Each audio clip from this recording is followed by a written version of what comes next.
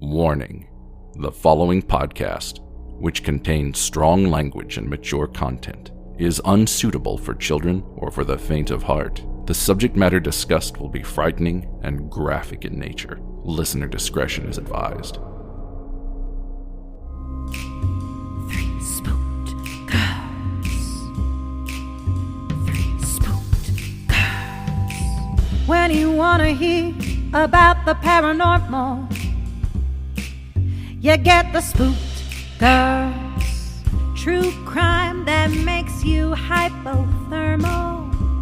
With the three spooked girls. Stabby snippets will give you dreams.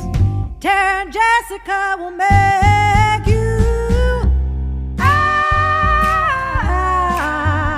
scream along with the spooked girls. Bring on the slaughter.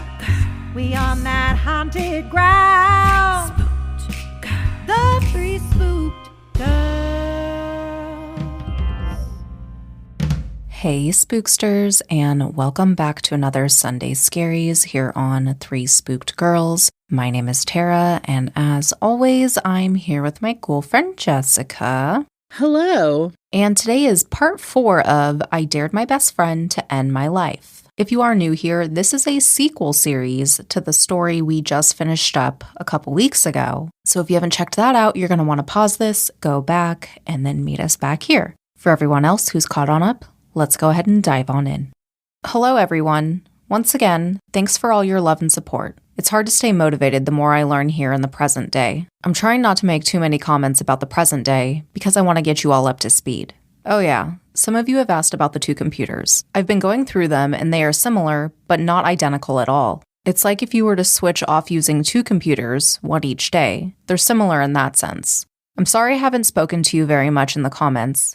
I know Xander did and you all loved it. I'm just too depressed and feeling hopeless. I'll continue where I left off now. We left the station with Hernandez and got back into my car.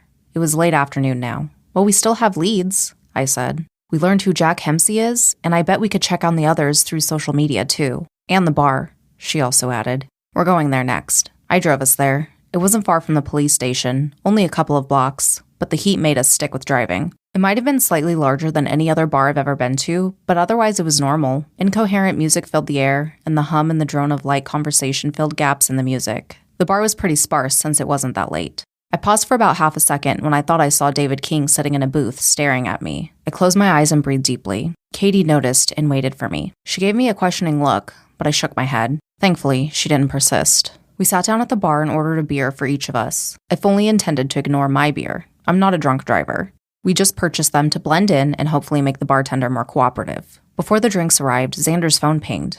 Same message. Username M4N513THO. Message read, "Where's Xander?" I ignored it. When the bartender brought us our drinks, Katie turned on the charm. "I'm looking for an old friend of mine that I used to hook up with," she said over the music and conversation. "Jack Hempsey?" "Name doesn't ring a bell," the gruff man in his 40s replied. "Maybe Craig Munson?" I asked. He gave me a peculiar look. "Nope." "What about Sophie Atrickson?" Katie said next. The man paused. "Sophie Atrickson," he said with a sigh. I couldn't tell if it was a sigh of exasperation or longing. "You know her then?" Katie prodded. "Yeah, she used to come in here a lot after work," he said. "Is she your lover too?" he asked with a wink. "Sophie's also an old friend," she said, smiling undeterred. "I used to hang out with the crew a lot and lost contact a while ago. Hate to say it, but she was banned from this bar for fighting about, I don't know, over a year ago." "Who was she fighting?" Katie feigned surprise. "Some guy who came in and hit on her all night. The bastard wouldn't leave her alone. Eventually she slapped him and he jumped all over her." "She got banned because a creep hit on her and then was attacked?" I asked skeptically. "No," the man chuckled. "He had her down for a few seconds, and then she came right back and beat the living shit out of him. It was quite a sight. Unfortunately, the owner kicked her out. I didn't have much say in the matter." "The guy didn't get kicked out?" I asked. "I don't remember. I think he was allowed to stick around a couple more times, but after a while, he never showed up again either." "Was she upset about being banned?" Katie asked. "She didn't kick the owner's head in, if that's what you mean," the man laughed. "She respected his decision, and I haven't seen her since." "Were there any other fights around that time?" I asked. "Oh, we have our fair share of fights and brawls in here, just like any bar," the man said. "I don't remember all of them." Did Sophie ever come in here with anyone else? Katie asked. Friends? Dates? Sounds to me like you're mourning an ex-girlfriend. The man winked again. He just wouldn't drop the insinuations, would he? Neither of us responded. He straightened his back. Probably a few times. In fact, he said absent-mindedly. He wandered off to the far wall next to the entrance. It was covered in photographs. Stenciled letters above it labeled the area as favorite moments. He plucked a picture off the wall and brought it back, setting it on the counter in front of us. It was a picture of 5 people, all crowded in close and grinning. They had their arms around each other and were posing in front of the back wall of the bar. The man pointed to the girl in the middle. She had dirty blonde hair pulled back into a ponytail. She was average in height compared to the other people in the picture. Besides Sophie, there was 1 other girl and 3 guys. The lights around us were dim, so I couldn't make out a lot of their faces. One of the guys was enormous and stood over all of them, hands spread across all of their backs. My eyes widened. I recognized him immediately as my attacker. I exchanged a glance with Katie. She understood my message. These glorious bastards each beat our old drinking record one night. Sophie had already been in here a few times before, but this time she brought a few friends with her. Before this, she spent a lot of her nights talking with me and getting to know the staff. She could also put them down like no other. He laughed. The fact that my attacker was in the picture made me want to copy. It would be nice to know their faces. I pulled out my phone and held it up to take a picture, but the man gave me a suspicious glare. All right, I've played along. What are you after? He growled, putting the picture back. Like I said, Katie replied, just looking for my old friends. With that, she hopped off the bar stool and I followed suit. We left the bar casually, but left our beers untouched. As soon as we were out of sight through the bar's windows, Katie stepped up her pace. What's going on? I asked, jogging to keep up. You had to pull your phone out like an amateur, didn't you? Katie accused. I'm sorry, I said. We'll go back another time when it's busier and take a picture of the wall, Katie said. But right now it's time to leave. Why are you in such a rush? I asked. Because one of the guys in the pictures was in the bar, she said. I get the feeling we're being followed. Sure enough, one of the guys in the picture sauntered out of the bar behind us just as we reached the crosswalk. I don't like this, I said as we waited for the light to change. I don't like being followed either, Katie said, discreetly watching the guy. No, I mean the teamwork. We have Jack Hemsey, who's connected to Sophie through the picture in the bar and the police reports. Now we have someone from the picture following us, and another one that attacked me. That's a good indicator that they're working together. God knows how many more others there are. Fair enough, Katie said as the light changed. We crossed quickly, and the guy slowly followed, acting nonchalant. We made it to my car, but not much further. Katie suddenly tensed up and looked further down the street. I was taking out my keys to unlock my car when I noticed her tense stance. Her face darkened into a fury I'd never seen before, an anger that could only be resolved through murder. She suddenly took off down the sidewalk, running more furiously than I had ever seen anyone run before. Katie! Katie! I yelled after her. Damn, she was fast. I ran around the car and looked down the road for what had provoked her. 2 men were grappling with a young girl trying to pull her into an alley just half a block away. In broad daylight. Shit. I raced after Katie, running as hard as I could without tripping. Running with my sling was awkward. I looked at the street, hoping someone else was coming to help. None of the cars passing by could really see what was going on because the sidewalk was lined with parked cars. As I got halfway there, Katie made contact. She ran at one of the men from behind as he held the girl. Her arms were outstretched, prepared to tackle him. The man let go at the last second and swung his fist, smashing into Katie's jaw. He'd been waiting for her. She had been taken completely by surprise and went down instantly. The other men continued to pull the girl along, his hands smothering her mouth so she couldn't scream. He shoved the girl into the trunk of a black van that was tucked further into the alley. I could barely see the doors opening from where I was. The girl's legs kicked, but he pushed them in and slammed the 2 doors shut. The man that had hit Katie reached down to grab her. He started to lift her arms and carry her away when I started to shout at him while I approached. He instantly dropped her and ran back to the van. They both disappeared into the alley. Katie was barely able to lift herself up off the ground. In a split-second decision, I turned around and raced for my car. That's when I noticed the guy from the bar running towards me. I sped up, getting ready to fight. Come on, I taunted, full of adrenaline. Instead of starting a fist fight and risking the van getting away, I dropped to the ground and kicked his legs. He was caught completely by surprise and flipped straight down, his face colliding with the concrete. There was a solid crack when he hit. I rolled to my feet and kept running towards my car. The key fumbled in my hands as I struggled to unlock the door and turn the ignition. My car stuttered to life and I pulled onto the street, cutting someone off. I had only gone a few feet when the black van reversed onto the street out of the alleyway. It jolted into gear and sped into traffic. Behind it, Katie ran into the road, chasing them. I had to swerve to avoid hitting her. In the rear mirror, I saw her speed back to where my car had been. She must not have seen me swerve. I settled in behind the van, moving into the same lane. So pursuit it was. My phone rang and I picked it up, knowing who it was. Where are you? Katie shouted. Following the van, I said calmly. Don't worry, I'm on it. Those fuckers, she screamed. Katie, calm down, I yelled back. Go back to the police station or bar and stay there. The guy from the bar is still by you. I think they're all working together. Watch yourself. I'm calling the police now and telling them what's going on." Before she could respond, I hung up and dialed 911. I put it on speaker and then held it in one hand with the steering wheel in my other. 911, what's your emergency?" The operator answered. "Hi, I'm in pursuit of a black Dodge Ram 1500 van. 2 males have kidnapped a young girl and are driving away with her." "What is your location?" the operator said. I told her the street I was on and the intersection we were approaching. There were very few cars out in the 4-lane road, so there was little risk of losing him. "I'm sending vehicles your way. Once they arrive, please pull over and I'll send an officer to come talk to you," the operator said. "Stay on the line here with me so I can keep getting their location." She asked me to read off the license plate and I did. I froze. It was the same license plate number as the car outside Xander's hideout. Different car, same plate. Teamwork. At that moment, a car came out of nowhere from my right. It was heading in the same direction, but shoved off into my lane, pushing me towards oncoming traffic. "Oh, fuck," I said, putting the phone in my lap and gripping the steering wheel with both hands. My phone flew out of my lap as the other car, a familiar dark green Honda Accord, slammed into the side of my car a little harder. In the ultimate scenario of bad luck, the phone bounced and hit my arm. My arm hit the end call button and slid into the passenger side footwell. Just perfect. I risked a quick glance over my shoulder. The same gigantic man was behind the wheel of the Accord. His nose was bruised and purple, which made me smile a little.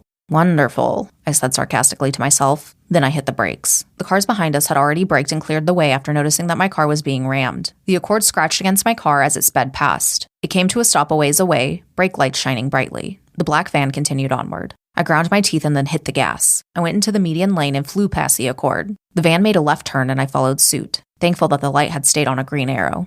My rear mirror told me that the Accord was also catching up. Who the hell tries to create a car accident while in city traffic? The van made another left as the light turned red. Several cars honked as I flew through the intersection. The Accord narrowly avoided an accident behind me. Just as I was turning forward from watching the Accord, I saw the van turn right. When I tried to follow, I saw another car coming from my left and had to slam on my brakes. He did too, and screamed at me silently through his window. I desperately motioned for him to drive, but he kept screaming. I stepped on the gas and sped on. The Accord was getting too close for comfort. When I went around the corner, the van was gone. There wasn't time to slow down and look around. The Accord was quickly approaching. He might have cut off the guy I almost hit. My goal was now to lose the Accord. I hit the pedal and swerved into the median. We shot past traffic and got up to 50 miles per hour. A traffic intersection was coming up, and I desperately tried to figure out where I was going to go. The left turn light turned green and my decision was made. I slammed on my brakes and skid my way through the left turn, picking up speed as soon as I straightened out. The Accord was quickly behind me. "Okay, just stay alive long enough for the cops to catch up to you," I said to myself. Then I saw how close the Accord was getting. I took a hard right, thankful that this intersection also had a green light. My phone started to buzz, and my right turn had brought it closer to me. I snatched it up with one hand and clicked answer. "Clark, what's going on?" It was Katie. "I saw you get hit by another car and—" "No time," I shouted. "Call Hernandez. The asshole from the hideout is trying to kill me with his car." As if to back up my claim, the Accord bumped me from behind. I sped up, putting the call on speakerphone and dropping it into the passenger seat. It slid just out of reach. It was a poor choice because I couldn't hear Katie's muffled voice over the roar of my old engine. "I can't hear you," I shouted. I dropped my phone. The intersection I was rapidly approaching had all red lights. Shit. I looked left, and then I looked right. The cars might just be far enough apart. Might. I hit the gas and tried not to shut my eyes. My car got a little air as I shot through the intersection at 70 miles per hour. "Oh God," I exhaled with a sigh. There was a sudden loud crash behind me. I checked my mirror. The big asshole had T-boned somebody else's truck. The relief was instantaneous. Unfortunately, the adrenaline started to drain out of me immediately. I slowed down to match the speed and took several random turns to move diagonally away from the scene. I grabbed my phone and saw that Katie had ended the call. I redialed and waited for her to pick up. "I'm okay," I breathed. "He crashed." I sat still and felt all of my energy drain away while Katie shouted into the phone. "Clark, where are you?" "I'm somewhere," I said, looking around. "In front of the Keys Bank, a few blocks away, I think." "They took her to Keys Bank?" "What? No, the van got away," I sighed. She groaned angrily. "Come back to the bar," she said. "The police are going to be all over me," I resisted. "Don't be melodramatic," she said. "Traffic lights will have caught everything." Struggling to move my lethargic limbs, I reached my hand out and put the car in drive. I made it back to the bar, and the police officers who were on the scene took us back to the police station because I was unsteady. They needed my statement, but Katie insisted I rest because of the adrenaline. As a result, I was seen by an EMT at the police station while I told them what I could. I didn't mention any backstory. I had only said that I had pulled into traffic to chase the van when the other car started slamming into mine. They accepted my story that I was just passing by and noticed the assault. I asked what had happened to the guy who had been chasing me. He had been killed instantly in the car crash. So was the guy in the truck that got hit. They were working on cleaning up the scene now, but didn't know who my pursuer was. It was an absolute mess. The man who I'd tripped must have ran off after Katie chased the van into the street. She said she couldn't find him anywhere once she ran towards my car. I was upset because he could have provided some good information, provided we could have gotten him to talk. I laid exhausted in a bed in a small room of the police station where the officers could take a nap. The EMT had just left, and Katie and I were alone. "They're gonna arrest me for reckless driving," I said nervously. "You're still stuck in David King mode," she replied. "Cameras on the street will have recorded everything. Right now, we just need to get you off the street and somewhere safe. Xander will kill me if you get hurt again." I was about to ask where she had spoken to Xander about me when the door burst open. "What the hell was he thinking?" Hernandez shouted, bursting into the room. The EMT was right behind him. "Detective, you can't just," the EMT was saying. "Why the hell did you think getting into a car chase was a good idea?" he shouted, glaring down at me. I squeezed my eyes shut. My heart rate shot back up. "Hernandez, stop!" Katie shouted. I could hear her pulling him back. "First Xander, and now you. Who the hell do you two think you are? Do you think you're above the law? Did David fucking King make you think you could do whatever the hell you wanted and people would sympathize?" "Xander?" I croaked. I sat up, eyes blinking. "Yeah," Hernandez growled. "Apparently he had been crawling the city and beating the hell out of every pimp he can find." "What?" Katie said. "The victim who got beat up this morning? He said the perp asked a lot of questions about Sophie Atrickson. Who else do we know that's looking for Sophie Atrickson?" Hernandez accused. My eyes widened. "Xander." "Apparently, the victim doesn't know who she is, but the perp didn't believe him. He got beat on for a while, and then the perp took off stealing his keys, phone, and wallet. The description matches Xander," Hernandez said sharply.